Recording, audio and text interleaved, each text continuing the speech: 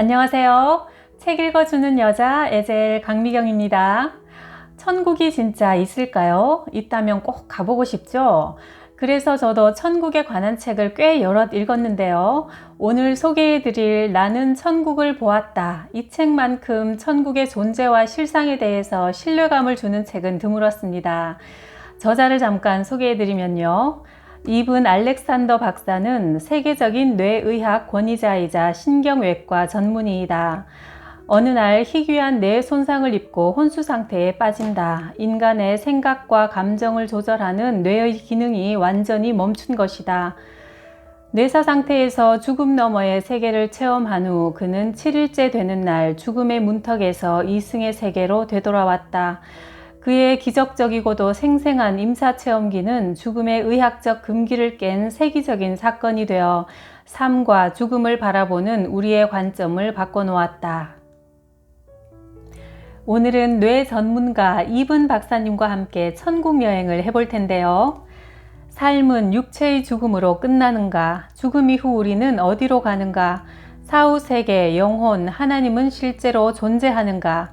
그 답을 찾아서 한번 떠나보겠습니다. 나는 1980년 듀크 대학 의과대학원에서 의학박사 학위를 땄고 15년간 하버드 메디컬 스쿨에서 신경외과 전문의로 부교수를 지냈다. 그 기간 동안 나는 수많은 환자들을 수술했고 국제의학 컨퍼런스에서 연구 결과물을 200회 이상 발표했다. 요컨대 나는 과학에 헌신하는 삶을 살아왔다. 인체와 두뇌의 작동에 대해 더 많이 배우는 일이 나의 소명이었다.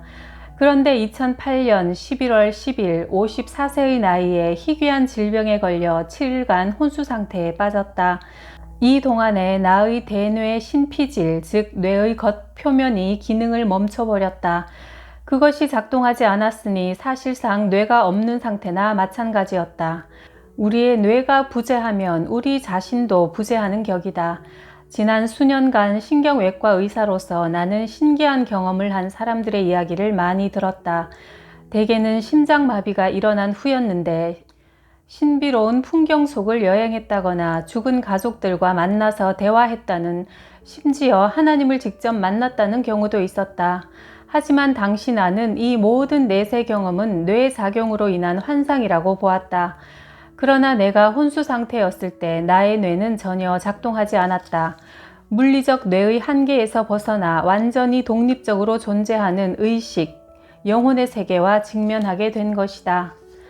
나의 체험은 몸과 뇌의 죽음이 의식의 종말은 아니라는 것, 인간의 체험은 무덤을 넘어서까지 계속된다는 것을 보여주었다. 더욱 중요한 사실은 우리들 하나하나를 사랑하는 하나님의 응시하에서 우리의 삶이 계속된다는 사실이었다. 내가 간 그곳, 천국은 실제했다. 오히려 우리가 살고 있는 지금 이곳의 삶이 꿈처럼 느껴질 정도로 그곳은 생생했다. 버지니아주 린치버그 2008년 11월 10일 새벽에 내가 눈을 뜨니 묵직하고 극도로 참기 힘든 욱신거리는 아픔이 척추 깊은 곳까지 파고들었다. 몸은 곧 식은땀으로 흠뻑 젖었고 출근 시간이 다 되었어도 나는 여전히 고통으로 몸부림치며 움직일 수 없는 상태가 되어버렸다. 나는 점점 무의식 상태에 빠져들면서 몸은 판자처럼 딱딱해지고 아래턱은 부자연스럽게 불쑥 내밀어져 있었고 두 눈은 뜬 채로 눈동자가 뒤집혀 있었다. 아내는 급히 구급차를 불렀고 나는 신속히 린치버그 종합병원 응급실로 호송되었다. 나는 뇌에 어떤 심각한 손상을 입고 대발작이 일어난 상태였다. 아무 말도 나는 할 수 없었다. 그 후로 7일간 나는 몸만 있는 상태로 존재했다. 그 일주일 동안 나는 이 세상에 대해 아무것도 기억하지 못했고 내 의식, 내 영혼, 내 핵심에 해당하는 그것을 뭐라고 부르든지 간에 나는 이 세상을 떠나 있었다. 병원에서 검사한 나의 뇌 척수액은 맑고 투명한 대신 끈적한 고름으로 가득 차 있었다. 머리를 CT 촬영했더니 뇌막의 내벽이 부어오르고 염증이 있었다. 인공호흡기를 삽입했다. 느닷없이 심각한 대장균성 박테리아 뇌막염에 걸린 것이다. 응급실에 있는 동안 나는 2시간에 걸쳐 으르렁거리며 짐승처럼 울부짖고 신음소리를 낸 후에 잠잠해지더니 난데없이 불쑥 3마디의 말을 외쳤다고 한다. 하나님, 저를 살려주세요. 모두 내 쪽으로 다가왔을 때 나는 이미 완전한 무반응 상태가 되어 있었다. 내 상태는 계속 악화되어 생존율은 10%였고 설령 죽지 않는다 해도 나의 뇌를 침범한 박테리아들은 대뇌 피질의 상당 부분을 먹어치워서 뇌의 고등 기능을 손상시켰을 것이고 식물인간으로 여생을 보내게 될 가능성이 컸다. 사실상 내 모습은 시체나 다름없었다. 육체는 침대 위에 놓여 있었지만 사실 나는 다른 곳에 있었다. 캄캄한 암흑인데 보는 것이 가능한 암흑이었다. 내 의식은 존재하지만 나에겐 몸이 없었다. 적어도 평소에 내가 알고 있던 그런 몸은 없었다. 마치 태초에 생명이 시작될 당시의 상태로 돌아간 것 같았다. 나는 내 주위에 어떤 물체들을 지각하게 되었는데 질척이는 거대한 자궁 안에 있는 뿌리 같기도 했고 혈관 같기도 했다. 그것들을 바라보는 나는 마치 땅속 깊숙이 파묻혀 있는 두더지나 지렁이 같았다. 그곳에 있었을 때의 나는 시간이 흐르지 않는 젓갈색 바다 위에 홀로 떠있는 의식, 영혼 그 자체였다. 배설물같이 더러운 곳에서 괴이한 동물들의 얼굴이 거품처럼 올라와 고통스러운 신음소리를 내더니 이내 사라졌다. 이따금 으르렁대는 소리가 둔탁하게 들려오기도 했다. 그 어둠으로부터 나오는 얼굴들은 추악하고 험악했고 주변은 차갑고 축축했다. 마치 파충류나 벌레들이 무리를 지어 지나가는 듯한 촉감이 느껴졌고 피 같기도 하고 구토물 같기도 한 죽음의 냄새가 났다. 어쨌든 이곳은 내가 있을 곳이 아니었다. 여기서 빠져나가야만 했다. 하지만 어디로 간단 말인가? 질문을 한 바로 그 순간 어둠으로부터 새로운 뭔가가 솟아나왔다. 차가운 것, 죽은 것, 어두운 것이 아니라 완전히 반대되는 그 무엇. 그것이 얼마나 아름다웠는지를 묘사하는 일은 불가능하다. 그래도 한번 시도해 본다면? 황금빛의 빗줄기들이 천천히 돌자 내 주위의 어둠은 점점 부서지면서 떨어져 나가기 시작했다. 그러자 지금껏 들어본 어떤 음악보다 아름답고 생생한 소리가 들려왔다. 순백색의 빛이 내려옴과 동시에 그 소리가 점점 더 커지더니 빛의 한 중앙에서 뻥 뚫린 구멍이 나타났다. 나는 순식간에 그 구멍 속으로 휙 빨려 들어가 완전히 새로운 세상에 놓이게 되었다. 내가 지금껏 보지 못했던 가장 아름답고 찬란한 세상이었다. 눈부시게 빛나고 생기가 넘치고 황홀한 어떤 형용사를 다 나열한다 해도 결코 묘사하지 못할 곳에 나는 내가 다시 태어났다고 느꼈다. 내 아래로는 푸르고 무성하게 우거진 전원 풍경이 펼쳐졌다. 주변을 돌아보니 내 안의 아주 깊은 부분에서 이 장소를 기억하고 있어 여기로 다시 돌아온 것을 기뻐하고 있었다. 나는 날고 있었다. 나무, 들판, 시냇물, 폭포, 여기저기 사람들은 둥글게 모여서 노래를 하고 춤을 추며 웃었다.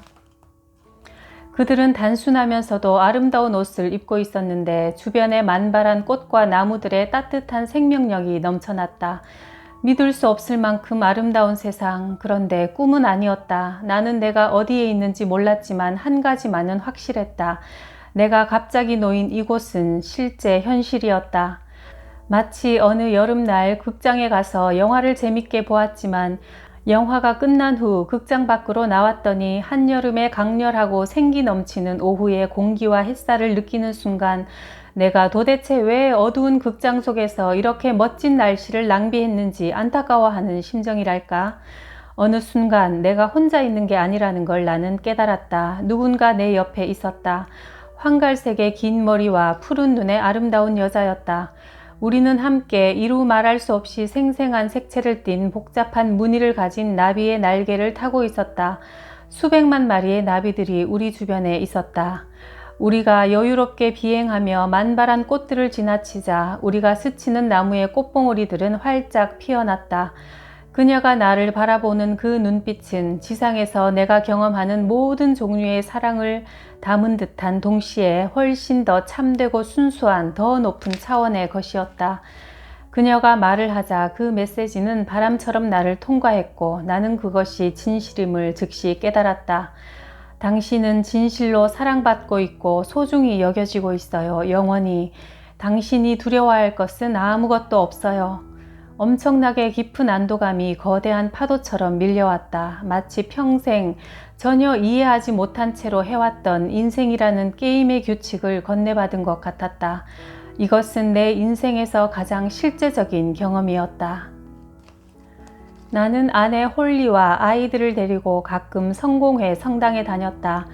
집에서 아이들에게 잠자기 전 기도를 시키긴 했지만 영적인 가장은 결코 아니었다. 오히려 영적인 일들이 과연 사실로 존재하는지 항상 의심했다. 하나님과 천국과 사후세계를 믿고 싶었지만 수십 년을 신경외과 학계의 엄격한 과학적 세계 속에서 보내면서 뇌가 의식, 영혼을 만든다고 믿었다. 의식, 마음 또는 영혼이라고 하든 뭐라고 부르든지 간에 말이다. 지난 세월 동안 나의 과학적 세계관은 초월적인 것에 대한 믿음을 꾸준히 갉아먹었다. 과학은 오직 실제로 있는 것에 대해 관심을 가질 뿐이다. 내가 직접 느끼거나 접할 수 없는 것에 나는 흥미가 없었다. 병원에서 내가 의식을 잃은 지 2일째 아침, 아내, 누나, 부모님들이 나를 둘러싸며 내 손을 잡고 기도했다. 전문의가 밤사이 항생제를 투여했음에도 나의 백혈구 수치는 올라가고 있었다. 박테리아들이 계속 나의 뇌를 먹어치우고 있었던 것이다. 그러는 동안 나는 구름 속에 있었다. 푸른 하늘 사이로 뭉게뭉게 피어오른 분홍색, 흰색의 큰 구름들이 선명하게 나타났다. 구름들보다 한참 위에서는 반짝이는 투명한 구체 모양의 존재들이 하늘을 가로질러 날면서 그 뒤로 기다란 선을 남겼다. 천사들인가? 이들은 내가 지상에서 알았던 그 무엇과도 전혀 달랐다. 그들은 더 진보된 고차원의 존재들이었다. 거룩한 성가처럼 거대하게 울리는 사운드가 위쪽에서 들려왔다.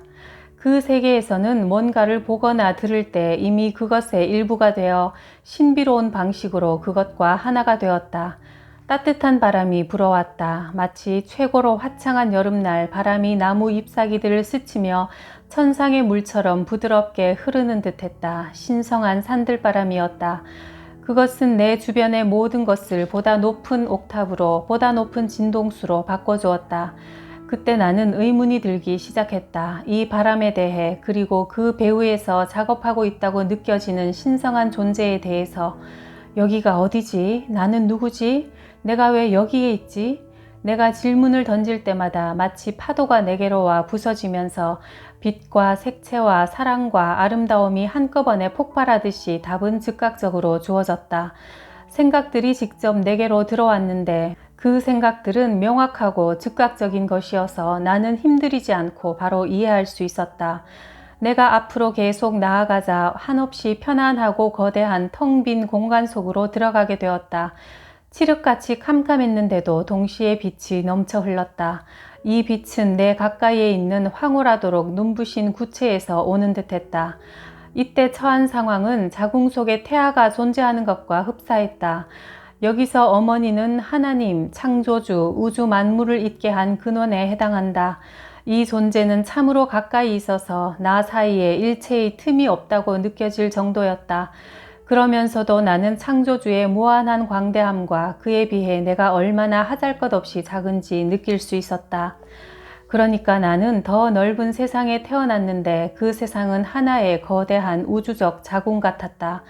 질문을 하면 바로 답이 주어졌고 우리가 아는 언어의 형식은 아니었지만 이 존재의 목소리는 따뜻했으며 인격적이었다. 그 존재는 우리 인간이 지닌 특성들을 무한한 규모로 더 많이 갖고 있었고 나를 깊이 이해했다. 따뜻함, 자비로움, 연민, 심지어 유머까지 지니고 있었다. 그 존재, 하나님은 내게 우주가 하나만 있는 것이 아니라 내 상상 이상으로 많은 우주들이 있는데 그 바탕에는 사랑이 자리하고 있다고 말해주었다. 우리의 세계에서 때로는 악이 끔찍하고 매우 강력한 것처럼 보여도 더 큰 그림에서 본다면 사랑이 지배적이고 궁극적으로 승리를 거둘 것이라고 했다. 지상에서 우리가 살아가는 시간과 공간의 세계는 이 고차원 세계와 긴밀하고도 복잡하게 맞물려 있었다. 무언가가 나를 잡아당기는 듯 했다. 나는 하나님으로부터 멀어져 다시 돌아오고 있었다. 잉크처럼 선명한 어둠은 싱싱하게 푸르고 눈부신 풍경 속으로 사라졌다. 저 아래로 나무들, 반짝이는 개울, 폭포와 어우러진 마을 사람들이 다시 보였고 그 위로는 천사들이 활 모양으로 날고 있었다. 나의 동반자가 말했다. 우리는 당신에게 많은 것을 보여줄 거예요. 그렇지만 당신은 다시 돌아가게 될 거예요. 그동안 흘러나오던 거룩한 음악이 점점 희미해지고 다시 어두컴컴한 곳에서 거품처럼 솟아올랐다가 쓰러지는 얼굴들, 저 위에서 뻗어 내려오는 동맥처럼 생긴 뿌리들이 보였지만 이젠 공포로 다가오지 않았다. 왜냐하면 나는 내가 이곳에 속한 사람이 아니라 그저 방문객일 뿐이라는 것을 이해했기 때문이다. 하지만 내가 왜 이곳에 다시 온 것일까? 저 위의 황홀한 세상에서 그랬던 것처럼 즉각적이고 비언어적인 방식으로 답이 주어졌다. 이 전체 여정이 일종의 투어였다고. 영적인 세계에 대한 광범위한 둘러보기, 잘 짜여진 관광여행처럼 모든 계층과 모든 차원에 대한 탐험인 것이다. 저 너머의 세계에서는 무언가를 생각하는 것만으로도 그것에 이르게 된다. 내 육체에서 벗어나 있던 동안에 나는 진창같이 어두운 지역에서부터 푸르게 빛나는 관문을 지나 중심 근원 하나님의 신성한 어둠에까지 이르기를 여러 번 왔다 갔다 하면서 나는 궁극적으로 정말 중요한 것, 유일하게 중요한 것에 대해 배웠다. 하나의 문장으로 표현하면 당신은 사랑받고 있습니다. 딱 한마디로 요약하면 사랑이었다. 의심의 여지 없이 사랑은 모든 것의 근본이다. 이것이야말로 사실들 중에 사실이며 살아 숨쉬는 진실들 중에 진실이었다. 지금 나는 분명히 안다. 내가 신성의 일부이며 우리가 하나님으로부터 분리될 수 있다는 거짓말은 이 세상 모든 종류의 불안 심리의 근본 원인이며 이에 대한 치유는 그 무엇도 우리를 하나님으로부터 떼어낼 수 없다는 알을 통해 이루어진다. 이 지식은 내가 배운 그 어떤 것보다 중요한 최고의 지식이다. 의대 시절에 사람들의 의식은 매우 복합적인 컴퓨터 프로그램에 불과하다는 식의 주장들을 들었다. 우리 뇌에서 끊임없이 켜지는 10조 개가 넘는 뉴런, 신경세포들이 평생 쓸 수 있는 의식과 기억을 만들어낸다는 것이다. 그러나 뇌 자체가 의식, 영혼을 만들어내는 것이 아니다. 뇌는 일종의 밸브 또는 필터로서 우리가 영적인 세계에서 지니는 광대한 의식을 지상의 삶에 적합하도록 오히려 제한된 능력으로 축약하는 역할을 한다. 지금 나는 우주에 목적이 있다는 것을 믿게 되었다. 보이지 않는 영적인 측면과 비교했을 때 우주의 물리적 측면은 그저 먼지 입자에 불과하다. 그곳에 있을 때 나는 번데기처럼 껍질을 깨고 나온 나비 같았다. 어마어마하게 검은 우주적 공간에서 지구는 희미한 푸른 점처럼 보였다. 지구는 선과 악이 함께 공존한다는 점이 독특한 특징이었다. 지구에서도 악보다는 선이 훨씬 더 많지만 지구는 악이 세력을 펼칠 수 있도록 허용된 곳이다. 악이 때로 득세한다는 것을 창조주는 알고 있는데 이는 우리에게 자유의지라는 선물을 주기 위해 필요한 조치로 허용된 것이다. 악의 작은 입자들이 우주 속에 뿌려지긴 했지만 그것의 총량은 광대한 해변의 모래알 하나에 불과하다. 우주에는 선함, 풍요로움, 희망, 조건 없는 사랑이 넘쳐나고 있다. 우주의 기본 구조 자체가 사랑과 수용이기 때문이다. 지상에서의 우리 삶은 매우 중요하다. 여기서 우리의 역할은 신성, 하나님을 향해 자라가는 것이다. 저 너머에 있는 영혼들과 빛을 내는 구체들, 천사들은 우리의 성장을 유심히 지켜보고 있다. 우리는 유한한 육체와 뇌 속에 거주하는 영적인 존재들이다. 실제로 생각하고 선택하는 주체는 우리의 영혼이지 뇌가 아니다. 우리는 물질적인 뇌와 육체의 요구대로 살아가는 존재가 아니다. 그것을 넘어서 있는 그 이상의 존재다. 이것이 우리 모두가 언젠가는 회복하게 될 진정한 영적 자아다. 그러나 그날이 오기 전까지 우리는 영적 자아를 개발하여 드러나게 하기 위해서 최선을 다해 노력해야 한다. 사랑을 실천하는 방법을 통해서다. 영적 세계의 구성 성분 자체가 바로 사랑으로 이루어져 있으므로. 하나님을 상상할 때 사람들의 가장 큰 오해는 하나님을 비인격적인 대상으로 생각하는 것이다. 물론 하나님은 측량할 길 없는 우주의 완전함이다. 그러나 하나님은 동시에 당신과 나보다 더 인간적인 존재라고 할 수 있다. 우리 인간들의 상황을 이해하고 연민을 느끼시는 분이다. 내가 병원에 온 지 나흘째 목요일이 되자 내 상태는 위독함에서 가망 없음으로 바뀌었다.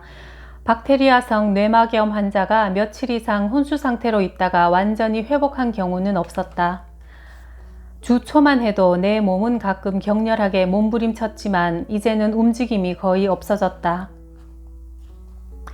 아내와 어머니, 누나들, 간호사들이 모두 내 침대 주위로 모여 손을 잡고 내 회복을 위해 다시 한번 기도를 시작했다. 하나님, 이분을 우리에게 돌려주소서. 전능하신 하나님께서 이루어 주실 수 있음을 믿습니다. 그들이 함께 기도한 것은 좋은 일이었다. 아래의 세계로부터 오는 기도들이 마침내 내게로 전달되기 시작했기 때문이다. 육체를 떠나 있는 동안 내가 깨달은 것들은 궁극적으로 어느 누구도 우리는 고아가 아니라는 사실이다. 우리에게는 우리를 관찰하고 보살펴주는 존재들이 있다. 잠시 잊고 지냈지만 그들이 존재한다는 것에 대해 마음을 열면 지상에서 우리의 삶을 도와주려고 기다리는 존재들이 보인다. 우리는 우리가 생각하는 것 이상으로 우리를 사랑하는 창조주의 깊은 관심을 받고 있다. 이 사실이 더 이상 비밀로 남아서는 안 된다고 믿는다. 금요일이 되자 내 손과 발이 마치 물을 주지 않은 나무 잎사귀들처럼 동그랗게 말리기 시작했다.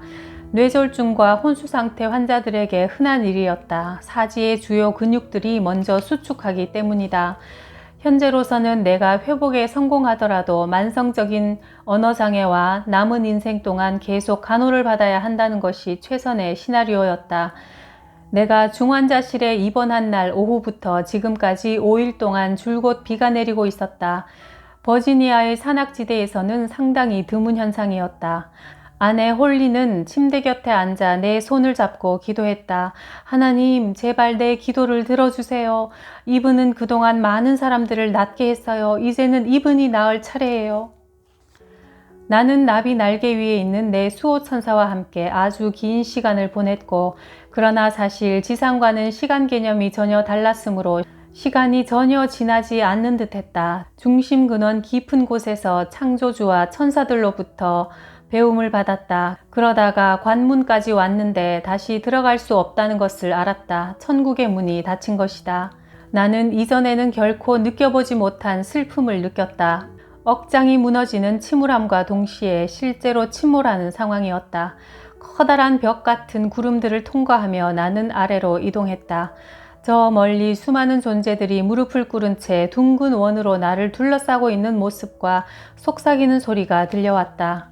그들은 나를 위해 기도하고 있었던 것이다. 이런 기도들이 나에게 힘이 되어 왠지 모르게 모든 것이 잘 되리라는 완전한 믿음과 신뢰가 생겼다. 나비 날개 위의 안내자와 무한한 사랑의 신이 내게 약속했듯이 나는 보살핌을 받게 될 것이고 내가 어디에 있든 천국이 나와 함께 있으리라는 것을 믿었다.